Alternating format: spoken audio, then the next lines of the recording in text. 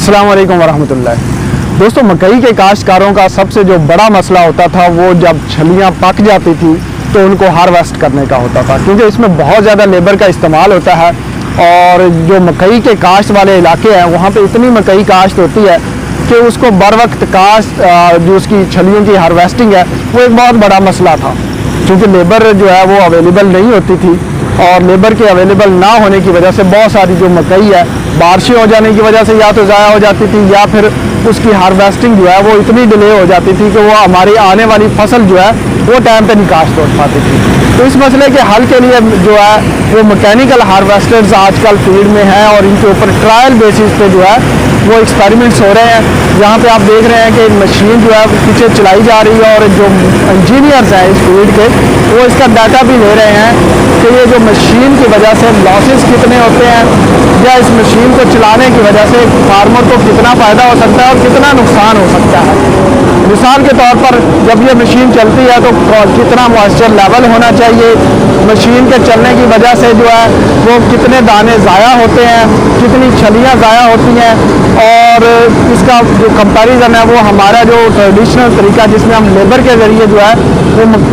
छलियों की हार्वेस्टिंग करवाते हैं, छलियाँ निकलवाते हैं, उसके साथ कर रहे हैं। इसी जो ट्रायल में मुख्तलिफ कंपनियों की जो मशीनें हैं वो भी टेस्ट की जा रही हैं कि इनमें कौन सी जो मशीन है वो ज़्यादा बेहतर नतीजे दे सकती है और उसमें लॉसेस जो है वो नुकसान जो है किसान का कम अज़ कम हो सकता है। तो ये जो अदारा है जो मुख्तलिफ किस्म की मशीनों को जो है वो मकई के जो इलाके हैं वहाँ पे टेस्ट कर रहा है किसानों को, बल्कि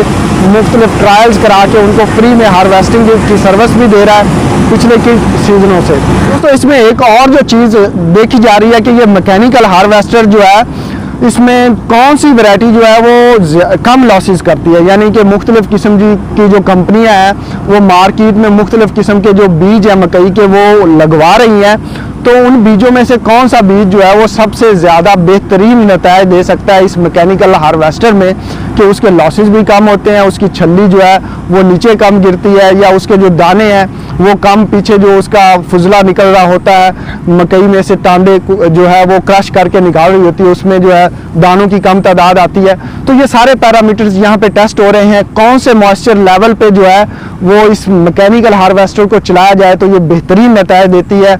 तो ये सारे पैरामीटर्स ये टेस्ट किए जा रहे हैं और इसके बाद एक रिपोर्ट मुरतब की जाएगी और किसानों की रहनुमाई के लिए वो एक बेहतरीन चीज़, किसानों को ये डिसीजन लेने में बहुत ज़्यादा हेल्प मिलेगी कि वो कौन सी जो है वो बीज काश्त करें तो ये मैकेनिकल हार्वेस्टर बेहतरीन नतीजे देगी, वो कौन सी जो मशीन इस्तेमाल करें तो ये मैकेनिकल हार्वेस्टर बेहतरीन नतीजे देगी, वो किस मॉइस्चर लेवल पे जो है वो इस मशीन को चलाएं तो ये बेहतरीन नतीजे देगी, वो कौन से प्लांटर या कौन सी जो स्पेसिंग पे अपनी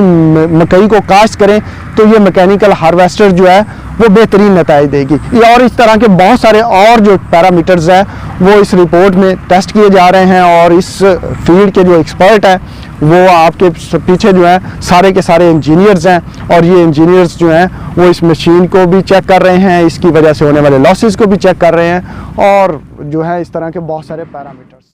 तो ये एक बड़ी अच्छी हो सकती है आने वाले दिनों में, क्योंकि लेबर की शॉर्टेज हो रही है और लेबर बहुत ज़्यादा महंगी भी हो रही है। ह्यूमन रिसोर्सेज जो है वो डेफिनेटली शॉर्ट से शॉर्ट होती जा रही हैं। तो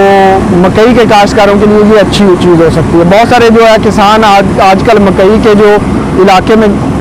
हैं वो इनको यूज़ भी कर रहे हैं, लेकिन उनका जो मेन कंसर्न होता था कि इसमें जो दाने हैं वो ज़ाया होते हैं। इन सारी चीज़ों को इवेलुएट करके ये जो इदारा एक रिपोर्ट पेश करेगा और फिर जो है वो गवर्नमेंट लेवल पे जो है वो डिसीजंस होंगे कि क्या ये मकई की जो हार्वेस्टर्स हैं इनके ऊपर जो है वो लोगों को फैसिलिटेट किया जाए ताकि हमारे इलाके में या हमारे मुल्क में ये इस तरह के हार्वेस्टर्स जो हैं वो आम हो और किसानों के लिए एक आसानी पैदा हो। दोस्तों, अगर आपने ये हार्वेस्टर यूज़ किया है या अपने इलाके में यूज़ होता देखा है और आपका कोई तजर्बा है, आपकी कोई राय है तो आप कमेंट्स में ज़रूर दीजिएगा। इससे आपके इलाके का एक पॉइंट ऑफ व्यू जो है वो हमारे सामने आएगा। दोस्तों, अपनी दुआ में याद रखिएगा, मिलते हैं अगली वीडियो में।